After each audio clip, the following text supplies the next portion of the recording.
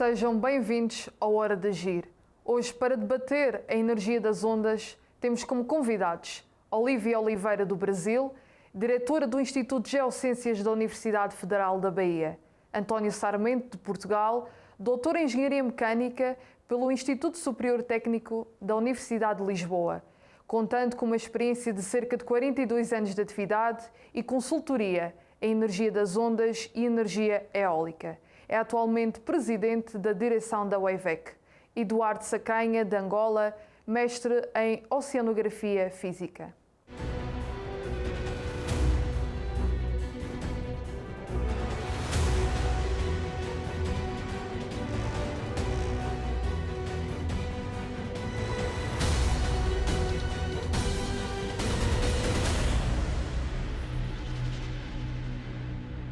O Hora de Agir é um programa que congrega personalidades com diferentes perfis e áreas de formação, valorizando um traço comum da identidade dos países da CPLP, a língua portuguesa.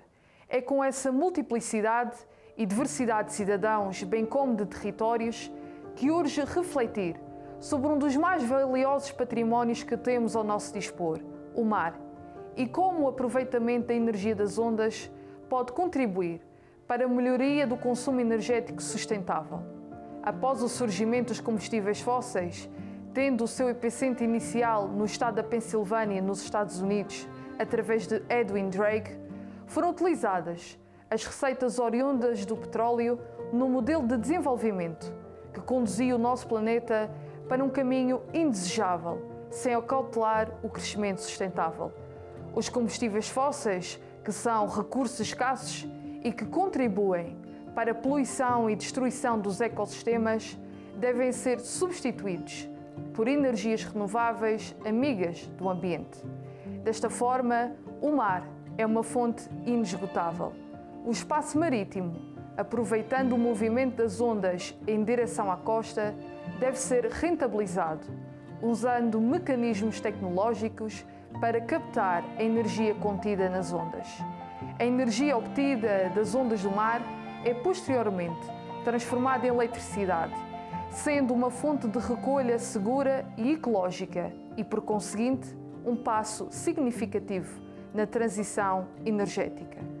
Porém, as condições meteorológicas oriundas das alterações climáticas, tendo como fenómenos as tempestades, depressões severas, a forte ondulação e agitação marítima, com correntes cada vez mais veementes, aglutinando ainda o degelo, fruto do aumento da temperatura que resulta da intensa consequência dos gases de efeito de estufa, origina a subida do nível do mar, submetendo a uma profunda pressão as áreas costeiras, colocando em risco as áreas vulneráveis e todas as infraestruturas subjacentes.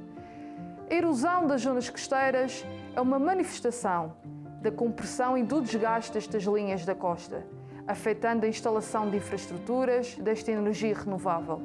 A localização geográfica para a implementação da energia das ondas é um aspecto essencial para o êxito do aproveitamento desta energia limpa.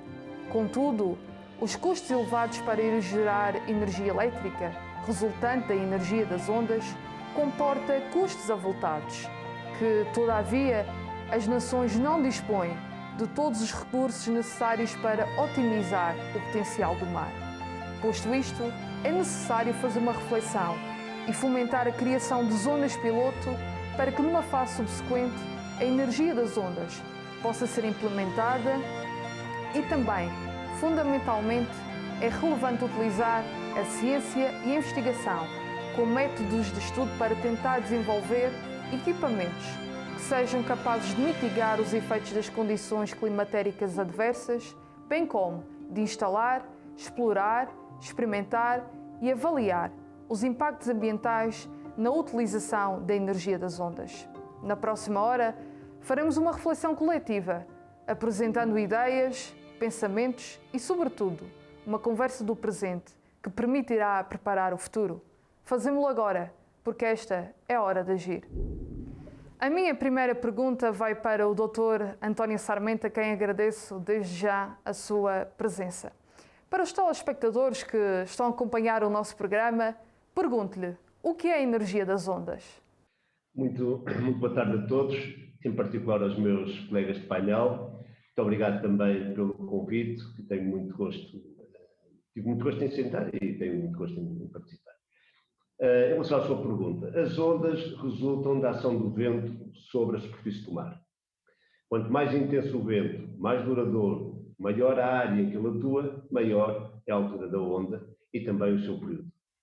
As ondas, a maior parte das ondas, pelo menos que chegam às nossas costas, são produzidas no meio do Atlântico, não são produzidas localmente. No caso português, por exemplo, são ondas geradas por tempestades que ocorrem sensivelmente entre a Irlanda e a Islândia e que depois se propagam dessa zona para fora durante milhares de quilómetros sem perderem energia. São essas ondas que chegam à nossa costa, normalmente sob a forma de ondas muito regulares que oscilam de ondulação. São as ondas que os surfistas gostam de surfar, são as ondas que nós gostaríamos de usufruir sob a forma de aproveitamento de energia. A energia transportada por uma onda é proporcional ao quadrado da sua altura e ao período. E mede-se normalmente em quilowatts por metro paralelo à crista da onda, ou seja, perpendicular à direção da sua propagação. Para dar uma ideia, em Portugal, esta intensidade média anual do fluxo de energia varia entre 40 e 30 kW, 40 a norte, 30 kW por metro a sul. No Brasil é um pouco menor e em Angola ainda menor. O local mais elevado na Terra é ao sul da Austrália, onde se atingem cerca de 100 kW por metro. E na Europa, o mais elevado é na Irlanda, onde se atinge cerca de 70 kW por metro. Para dar uma ideia aos nossos espectadores, 100 kW por metro corresponde à potência máxima que um carro, já com alguma potência, consegue fornecer.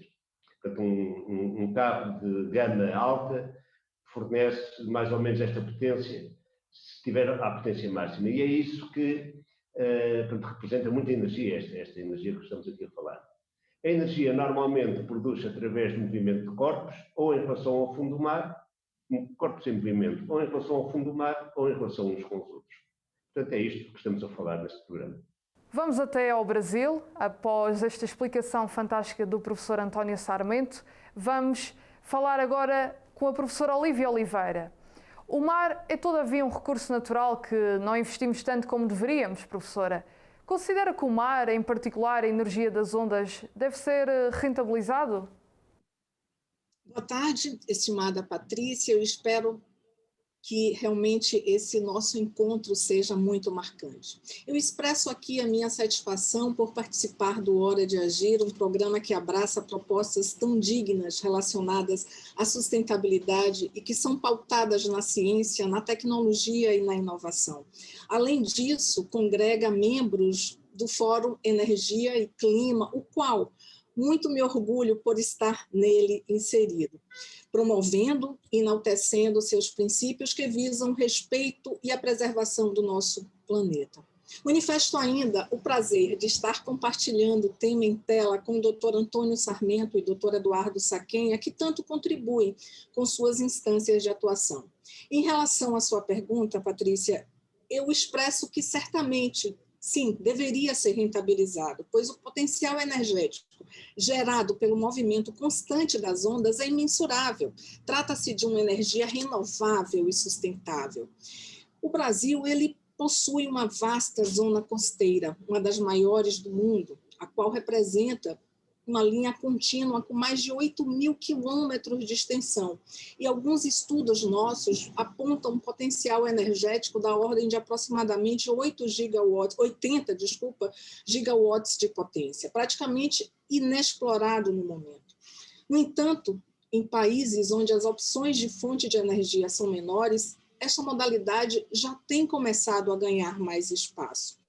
Estudos também apontam algumas desvantagens das mesmas, né? A exemplo da pouca popularidade, do alto custo de construção e manutenção, além também, às vezes, da depreciação das instalações por causa da água do mar. Ao mesmo tempo, nós sabemos que o setor energético, atualmente, ele é dominado pelos combustíveis fósseis, né? Petróleo, gás natural, além de hidroelétrica, etc. Então, as modalidades de energia que podem ser extraídas do mar, que são as marés, as ondas e as correntes, né? Então, elas são infinitas. Precisamos caminhar, e caminhar a passos largos, no sentido de continuadamente implementar ações visando a sustentabilidade e o menor impacto sobre os nossos recursos naturais. Essas ações, claro, estão balizadas nos Objetivos do Desenvolvimento Sustentável, ODS, né, da Agenda 2030 da ONU. Então, eu digo que sigamos em frente com investimentos e utilização de energias limpas. Não temos mais volta. O espaço marítimo, aproveitando o movimento das ondas em direção à costa, deve ser rentabilizado, usando mecanismos tecnológicos para captar a energia contida que se encontra nas ondas. Dr. Eduardo Sacaia, considera que o mar deve ser mais aproveitado para potenciar a transição energética? Sim, a resposta é sim. Podemos sim muito bem aproveitar a energia do movimento das ondas para a produção de energia que pode ser uma energia limpa. E quando estamos a falar da transição energética, estamos a falar em abandonar um costume que é o atual, que é a energia obtida a partir de queima de combustíveis, a energia que, para o seu aproveitamento, nós emitimos muitos gases de efeito estufa. E quando nós olhamos para a temática em questão, que é a transição energética, então estamos a falar de energia que têm por natureza ser limpas, energia amigas do ambiente. Então temos que começar a pensar no oceano como uma alternativa. Já produz-se muito, hoje por hoje, da energia solar, a energia eólica. Então, a alternativa que se coloca como as correntes dos oceanos, sim, seria uma mais-valia, de modo que nós, desde que conseguimos respeitar os espaços onde vai ser colocada ou implementada uma estação para a exploração deste mecanismo, dessa energia, não deve ser a área para a produção da pesca ou não pode ser a área para uma outra atividade. Então, se nós respeitarmos bem estas questões do ordenamento do espaço marítimo, estaríamos sim num bom caminho e deve ser sim um tema do futuro pensar na questão da exploração das energias das correntes oceânicas para o uso da sociedade no futuro. Vamos até Portugal, ao encontro do professor António Sarmento. Apesar de ser uma energia limpa, professor, os custos na instalação dos equipamentos tecnológicos para este tipo de energia renovável são extremamente avultados. Como podemos desenvolver mecanismos mais acessíveis para uma melhor rentabilização dos recursos que temos ao nosso dispor? Bom, vou responder à sua pergunta, se calhar não de uma forma direta, mas, efetivamente, a grande questão hoje com a energia das ondas é que não temos ainda uma tecnologia madura. Há diversos tecnólogos que estão bem posicionados, com abordagens muito variadas, algumas muito sofisticadas, mas que ainda têm que ser testadas no mar a uma escala apropriada. Por exemplo, aqui em Portugal temos, ou vamos ter a muito curto prazo, 2 tecnólogos, a Core Power e a EcoWave Power, que vão testar dispositivos no mar, os primeiros protótipos. Mas há noutros sítios outras situações semelhantes. Os desafios que estes tecnólogos têm são, por um lado, uma questão de custo versus sobrevivência. A sobrevivência impõe dispositivos mais caros que, enfim, penalizam, obviamente, o custo. Tem um outro problema que é o tempo e o financiamento necessário para completar o ciclo de desenvolvimento. E aqui estamos a falar de investimentos na ordem de 100 milhões de euros e de 10 anos para atingir uma fase pré-comercial, portanto é muito dinheiro, com muito risco, e também a competição que atualmente existe com a energia eólica flutuante e com o preço muito barato do solar fotovoltaico. Está a atingir preços absolutamente destruidores quase até dos combustíveis fósseis. Há aqui um conjunto de oportunidades associado à energia das ondas. É uma fonte renovável muito mais estável do que as outras. Durante 3 ou 4 dias, a intensidade energética não varia significativamente. É previsível a mais de 6 dias, 7, 8, 10 dias de distância, precisamente porque são ondas que são geradas a grande distância e que vão percorrendo e demoram um certo número de dias a atingir as nossas costas. Portanto, nós sabemos que as ondas vêm a isso, é facilmente previsível. Por outro lado, em certos ambientes é de facto muito intensa, sobretudo latitudes entre 30 e 60 graus norte ou sul. O que é que nós temos necessidade? Bom, temos necessidade de apoiar estes tecnólogos e a forma mais rápida de o fazer é, de facto, dando zonas piloto, já infraestruturadas, com ligação elétrica, com disponibilização de dados e com procedimentos de licenciamento simples, porque isto são custos muito avultados para um único tecnólogo, que não são confortáveis para ele. E isto reduz muito o risco para eles e para os seus financiadores. Professor Eduardo, as condições meteorológicas oriundas das alterações climáticas, tendo como fenómenos as tempestades, depressões severas, a forte ondulação e agitação marítima, com correntes cada vez mais veementes, aglutinando ainda o degelo, fruto do aumento da temperatura, origina a subida do nível do mar, submetendo a uma profunda pressão as áreas costeiras. A pergunta que se coloca, professor Eduardo, é como podemos combater a crise climática e os seus efeitos no mar? Ok, de facto faz todo sentido. Temos que preservar o espaço em que nós queremos explorar.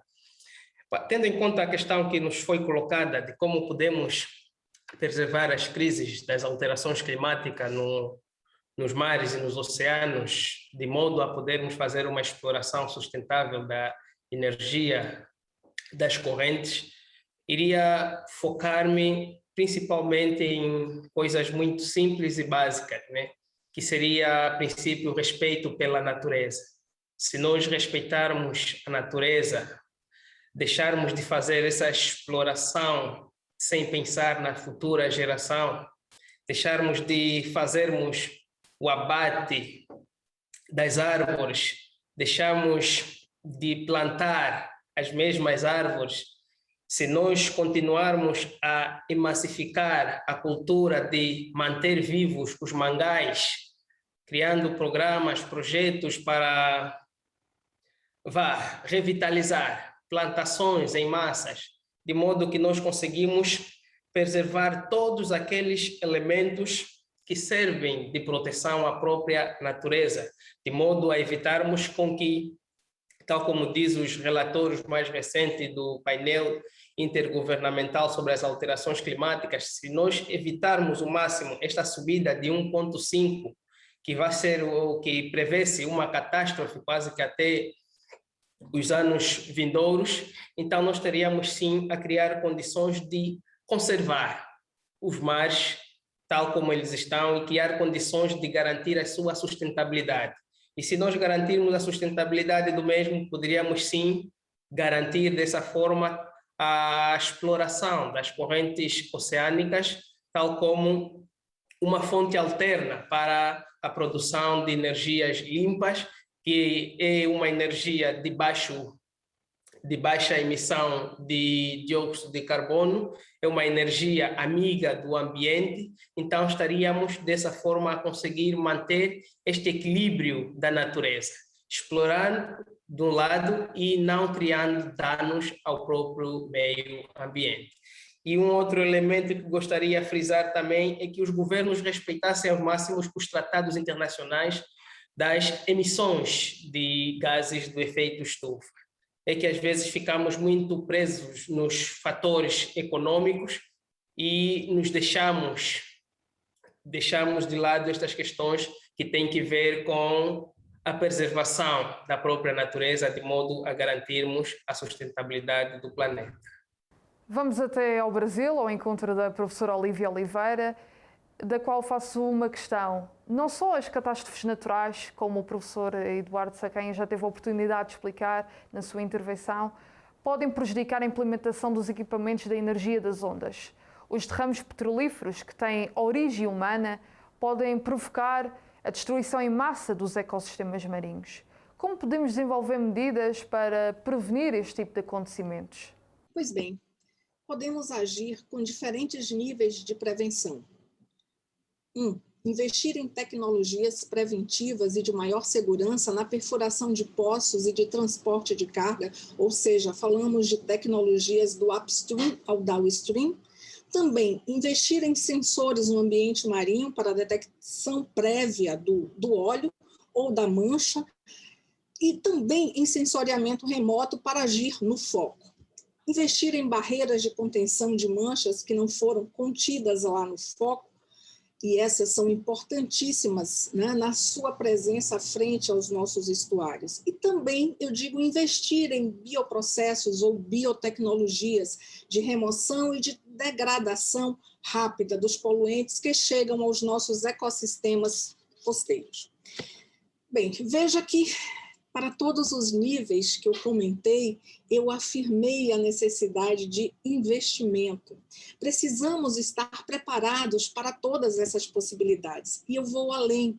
Mesmo com todo investimento na prevenção da poluição, a indústria do petróleo continua passível de contaminação em todos os seus elos da cadeia. Cedo ou tarde, eles poderão acontecer. Mas, igualmente, catástrofe de diferentes magnitudes também podem estar vinculados a outros setores industriais, eu digo. Também reafirmo que, para atuar em áreas atingidas, as tecnologias de remediação devem estar protocoladas. Eu advogo muito o termo protocoladas ou protocolos para que possamos saber, através de programas especializados para cada ambiente, como agir imediatamente.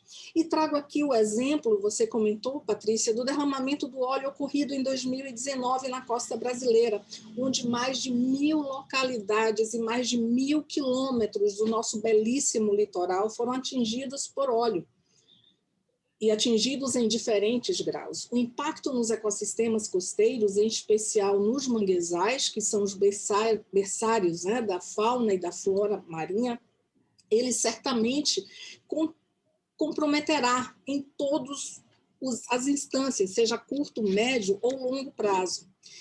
Nós estamos implantando aqui, com apoio financeiro do Conselho Nacional de Desenvolvimento Científico Tecnológico, o CNPq, e da Marinha do Brasil, um projeto em rede intitulado REBICOP, onde iremos trabalhar caráter multidisciplinar e multi-institucional, com vistas a estabelecer protocolos para avaliação dessas zonas costeiras. Essa pesquisa está ancorada no Instituto de Geociências da Universidade Federal da Bahia, sob nossa gestão. Vamos agora para um curto intervalo e voltaremos dentro de breves instantes para continuarmos a debater com os nossos convidados o tema da energia das ondas. Até já!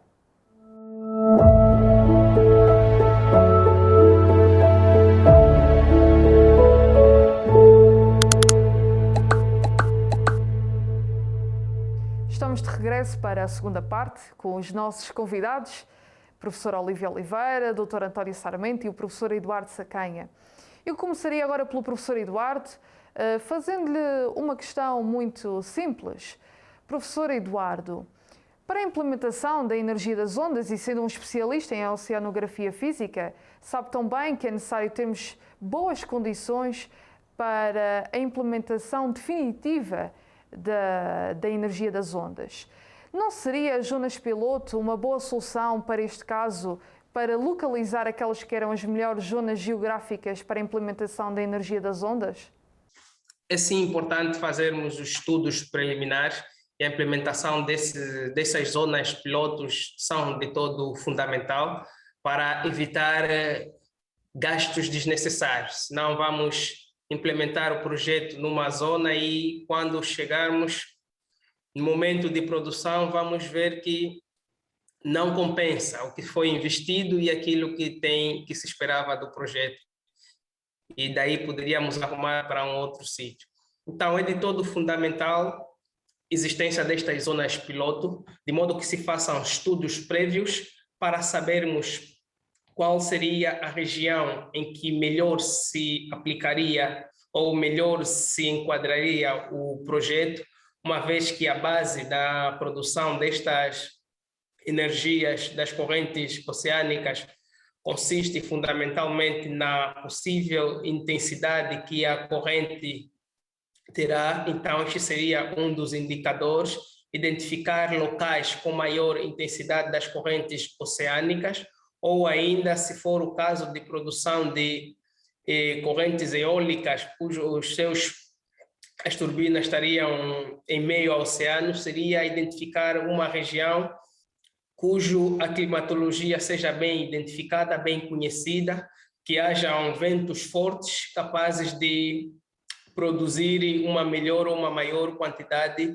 de energia. Por essa razão, considero sim que os projetos pilotos devem existir, de modo que conseguimos perceber mais a questão da geografia do local, a batimetria, conseguimos perceber melhor como se movimentam as massas de águas naquela região, onde nós podemos sim aplicar. Se tivéssemos que voltar um pouco para a nossa realidade em Angola, por exemplo, e no Namíbia em particular, uma vez que o governo do Namíbia tem um programa de repovoamento da Baía dos Tigres, então a produção de energia a partir dos oceanos, das correntes oceânicas, seria uma boa iniciativa, uma vez que na mesma região, é uma região conhecida em que há muita turbulência das massas de água e que há também uma climatologia muito particular daquela área.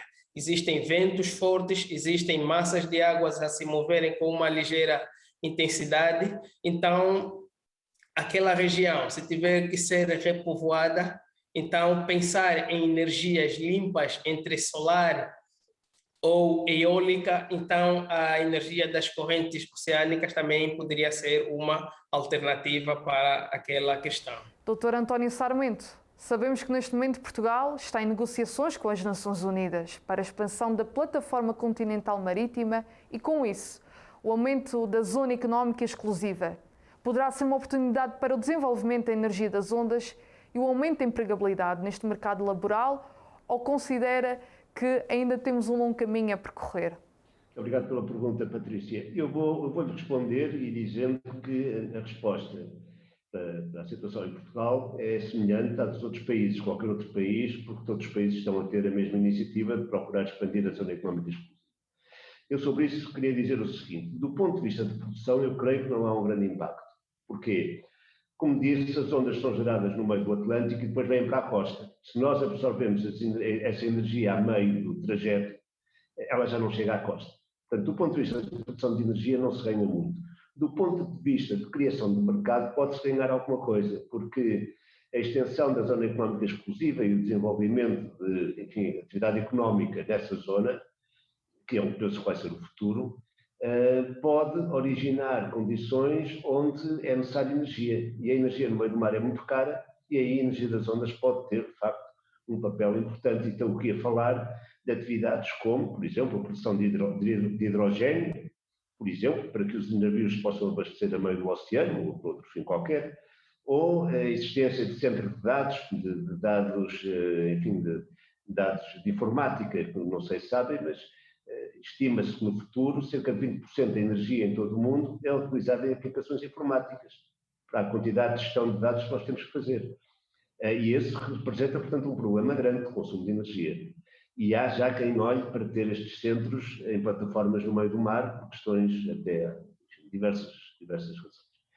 Há também as questões da observação oceânica, há cada vez mais interesse em medir dados no oceano, isso pede energia. Há questões de aquacultura offshore, há questões de exploração de minérios, etc. Portanto, no futuro podem aparecer muita utilização ou muita atividade económica no meio do oceano que precisa de energia e, como digo, a energia das ondas é seguramente um bom candidato para, enfim, como fonte de energia. Não é garantido que seja apenas essa, eventualmente também a parte de energia solar, por exemplo, ou de energia eólica, mas as ondas têm aqui um papel, sobretudo, porque em combinação, combinando a energia das ondas solar e o eólico, temos várias fontes que têm produção em termos, enfim, não estão sempre sobrepostos e, portanto, garantem uma base mais estável de disponibilidade energética. Professora Olívia Oliveira, a investigação e a ciência, sendo diretora do Instituto, devem estar ao serviço da comunidade, tendo em vista a melhoria da qualidade de vida das pessoas, bem como salvaguardar o nosso planeta. Considera que a investigação e a ciência podem contribuir ainda mais para o surgimento de novos métodos para a energia das ondas? Patrícia, eu adorei a sua pergunta. Eu acredito na ciência. Novas tecnologias aparecem todos os dias, né? Graças ao grande desenvolvimento da nossa ciência em todo o mundo. No último século, então, esse desenvolvimento foi exponencial. As pesquisas relacionadas à energia de ondas ainda têm muito potencial para se desenvolver. E eu falo isso em relação a pesquisas dessa natureza para todos os países que têm essa vocação e que já foi aqui falado pelos nossos outros convidados. Eu acredito que em breve poderemos ter uma nova tecnologia que permita nos fornecer a energia das ondas de maneira prática, segura e eficiente. E falando globalmente, a viabilidade das pesquisas se consolidaram a partir da concessão de recursos para a execução de projetos. E para isso eu acredito na interação multi e interdisciplinar como um passo decisivo na direção do desenvolvimento de processos isentos e independentes e interdependentes, né? A academia tem um papel fundamental para os avanços científicos e tecnológicos, né?